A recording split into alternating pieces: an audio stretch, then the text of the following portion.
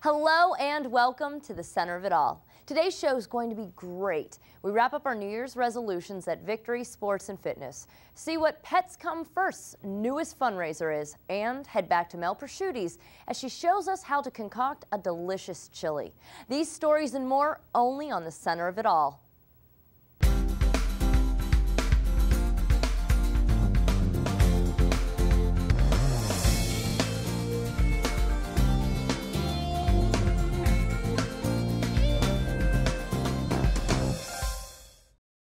Hi there, I'm Alex Rabb, your host of The Center of It All. Thank you so much for joining. Well, what are we waiting for? Let's start today off with a visit to Ni Hao, the new Chinese restaurant on North Atherton. It's quite a unique place, so John Stroh checked it out. Valentine's Day is just around the corner, and I've got a great new restaurant for that special occasion.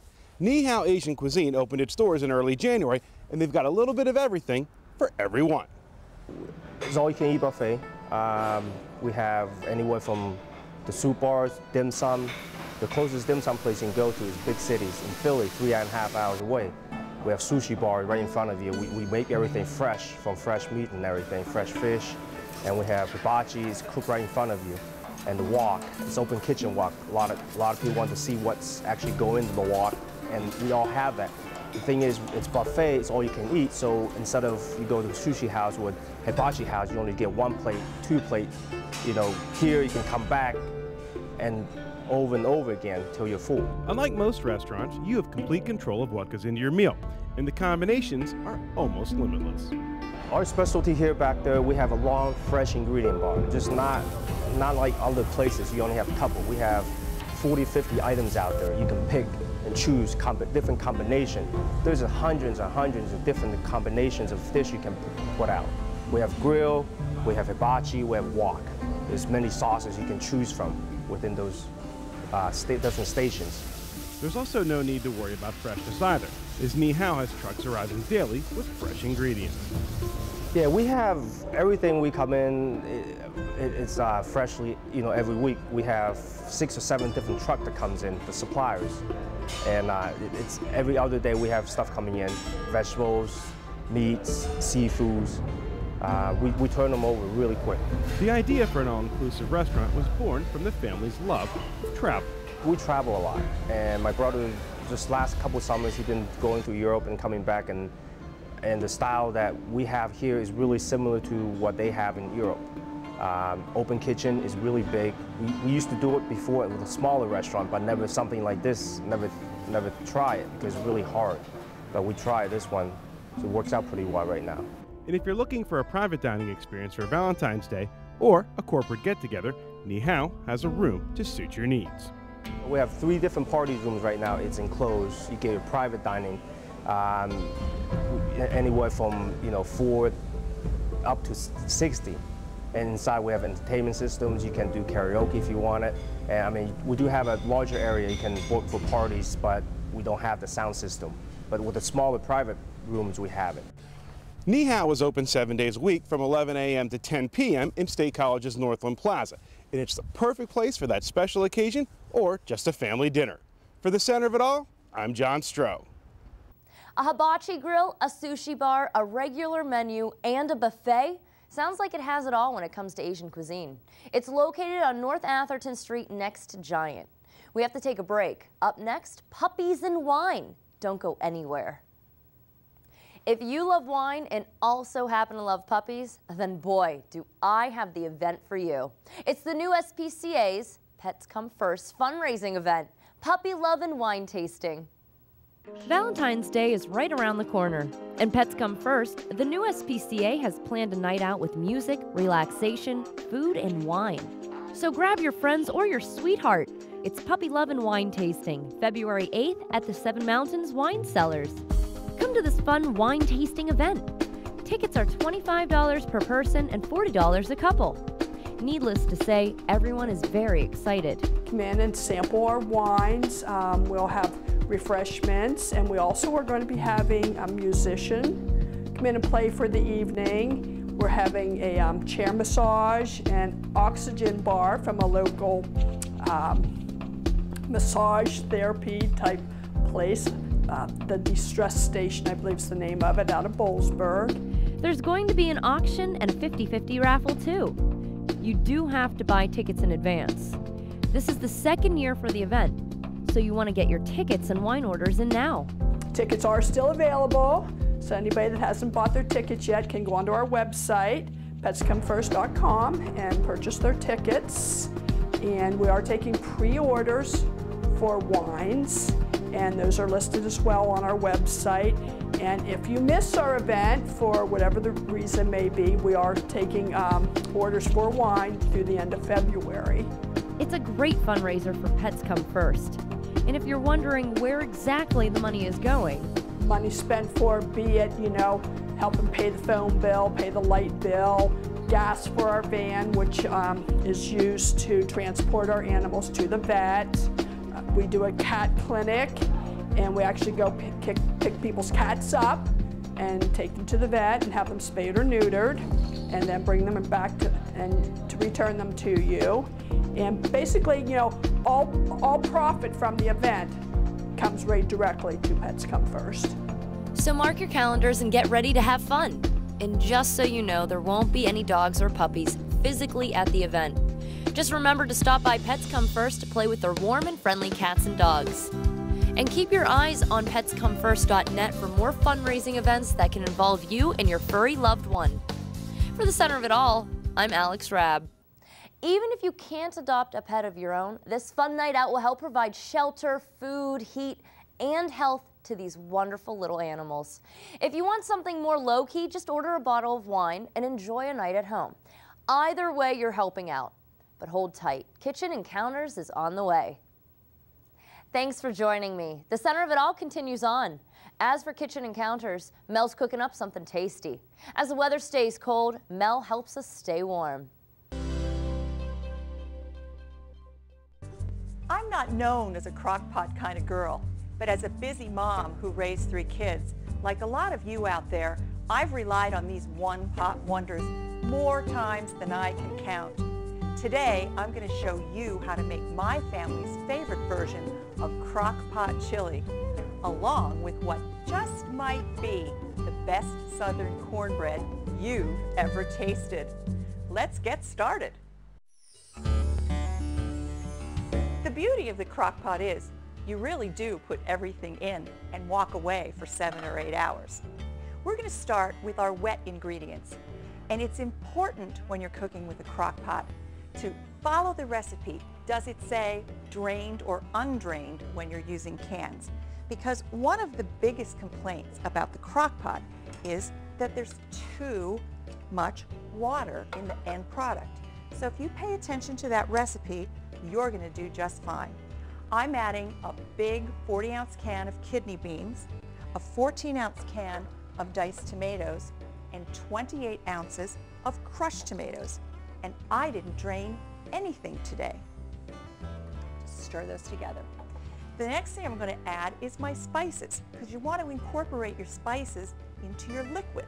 So the next thing I have is my chili powder, my salt, my cloves, smoked paprika is one of my secrets, a little bit of brown sugar, a little bit, 4 tablespoons.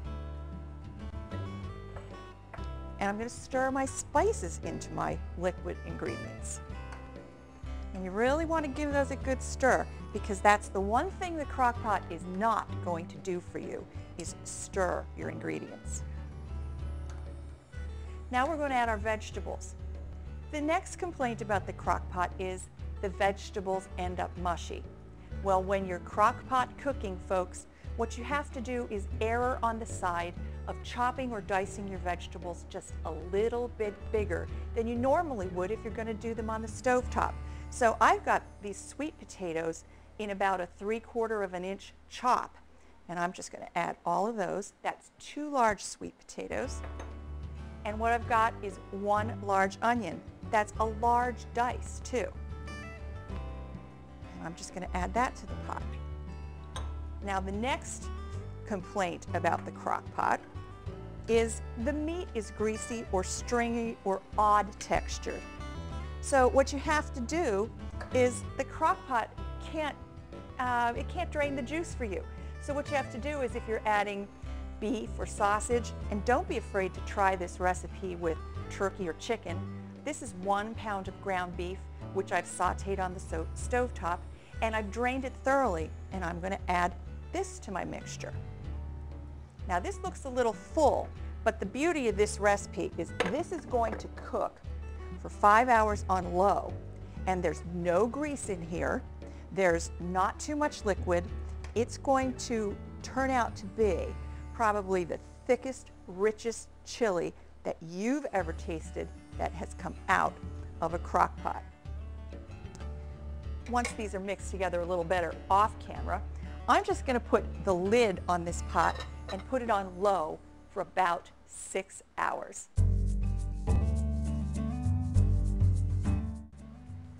I had a great aunt from South Carolina who taught me a thing or two about cornbread.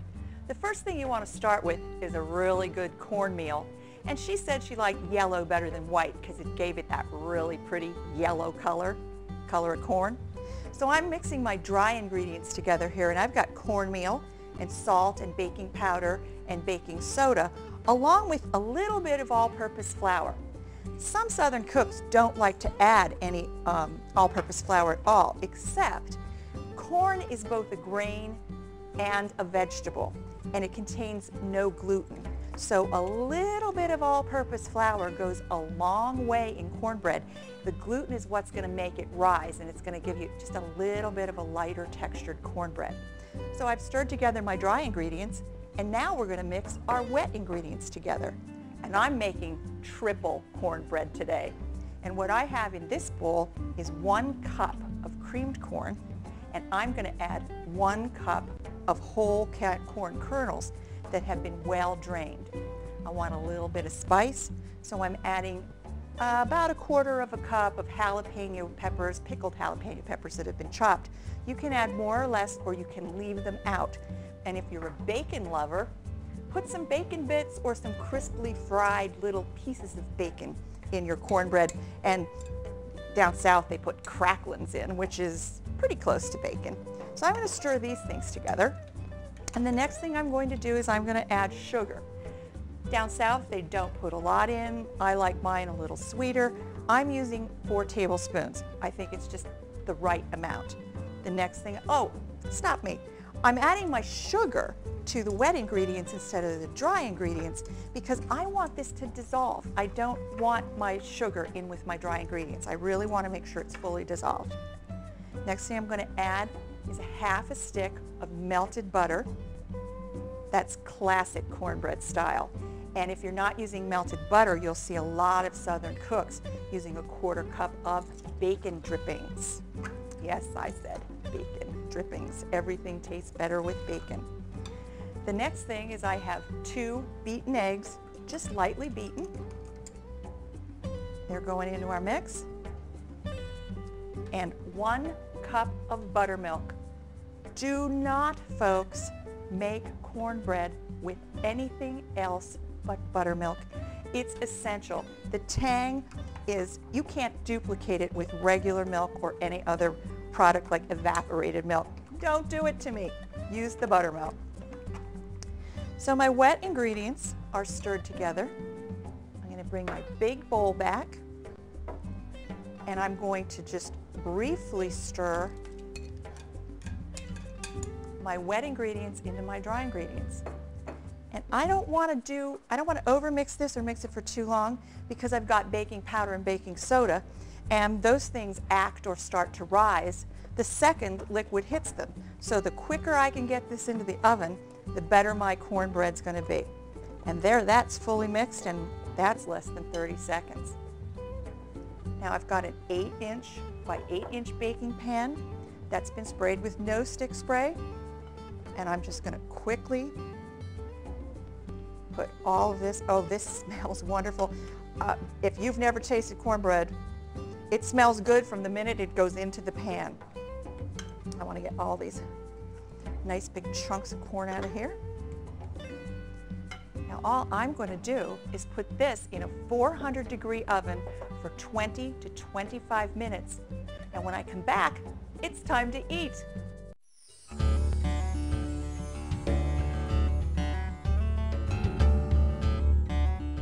Meet my first crock pot.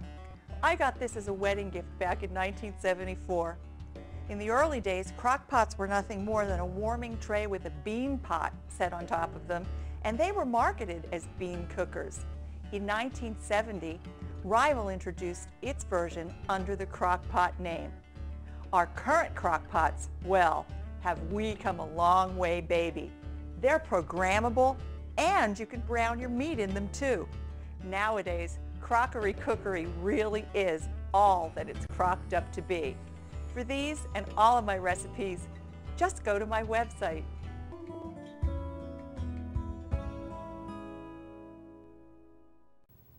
Chili is always a meal that will help warm you up and put a smile on your face. Remember, kitchen.typepad.com is Mel's blog where she puts all of her detailed recipes.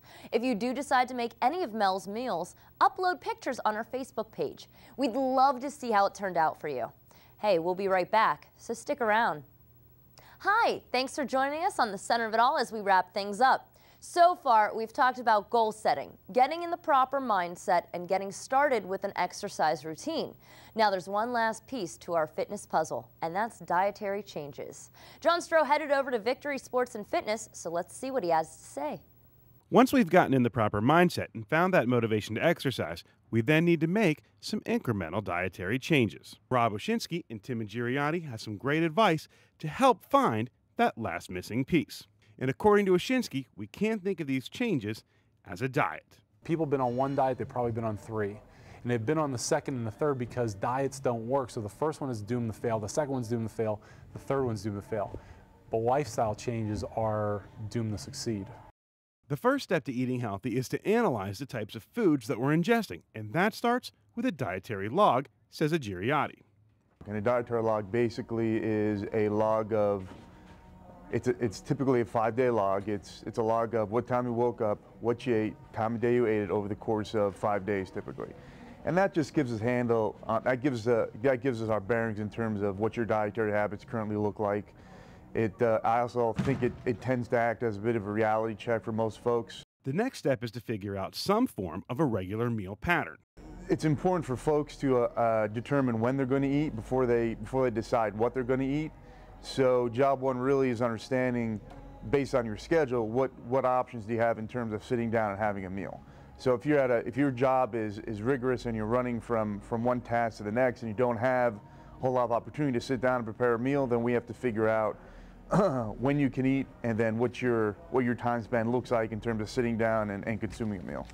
So that's job one, and then after that we can talk about what to eat. So if you can't figure out when to eat, then it's tough to figure out what to eat. Once we figured out when we can eat, then we need to formulate a plan. The one thing that separates the folks that do succeed from the folks that don't necessarily succeed would be planning. And planning, very simply, is just taking a day of the week to sit down and determine, again, what my schedule is going to allow in way of meals, when can I eat, and then based on my food framework, what can I consume. So that way now you're planning when you're going to eat, and then from there you're going to shop, decide what you're going to purchase, and then you're going to actually pre-prepare some things so that they're available and ready for your week's routine. Because oftentimes willpower isn't a matter of abstaining from one food as compared to another, it's availability, it's having that food ready to eat. And to make that trip to the grocery store easier, Oshinsky offers some great advice. Go whole foods whenever possible. Fresh, raw fruits and vegetables, and grains that have been minimally processed, and meats that have been minimally processed. So getting a haddock fillet versus a haddock fillet that's been processed, deep frozen, and deep fried is going to be a far better choice. Remember, look at what you're currently eating, make a plan, shop accordingly, and whenever possible, choose whole foods. And good luck putting your fitness puzzle together. For the center of it all, I'm John Stroh. Thanks, John. You should now have a well-rounded understanding of how to keep your health and fitness up this year. Our friends over at Electric Playground decided to look at some cool 2012 technology that's bleeding over into 2013. Take it away, Jose. Technology is becoming more and more a part of our daily lives, and as it evolves over time, we can only speculate on what's to come in the future. This year, I was introduced to tons of emerging technologies and innovative products that pretty much blew my mind. I've narrowed down my favorites that I believe will be the most influential to tomorrow's consumer technology. Starting things off with the Leap. Leap is an amazing device that sits on a user's desk and turns the area around their desk into a 3D interaction space where they can use their hands and fingers to interact with computers in a very natural way. As if controlling your devices in thin air using your hands wasn't cool enough, imagine being able to control them using nothing but your eyes. The iTribe is developing technology specifically for this purpose, and I got to test out the prototype. Eye tracking is not a new thing. You've been able to do eye tracking on very expensive devices. They use it in fighter planes, for instance. Now we're bringing that technology to the mass market. If you'd rather have real-time content appear right before your very eyes, then check out Recon Instruments. This is the world's first GPS-enabled micro-optics display for goggles. It's called Mod Live. It's basically an Android-powered computer that you have in your goggles. It'll tell you your current speed, temperature, elevation, distance you've traveled. It will tell you where your friends are. It will allow you to control your music. Touchscreens are pretty much a must-have in devices these days, but what if your devices touched back? That's the kind of technology being used by Senseg. What we're doing is we're creating field screens out of touch screens. So something you've never touched before. You can feel objects, you can feel the links, the buttons, even virtual textures. Traditional touchscreen experience, you just feel the cold glass or plastic. Today's technology integrated into the products of tomorrow will have me feeling a lot closer to Tony Stark than ever before. That was just a taste of what's to come. We'll check back with the Electric Playground next time to see what else is out there for this year's technology from the Consumers Electronics Show. Well, that's it. I hope you enjoyed the show. Please check us out on Facebook, Twitter, and YouTube. Have a wonderful rest of your day.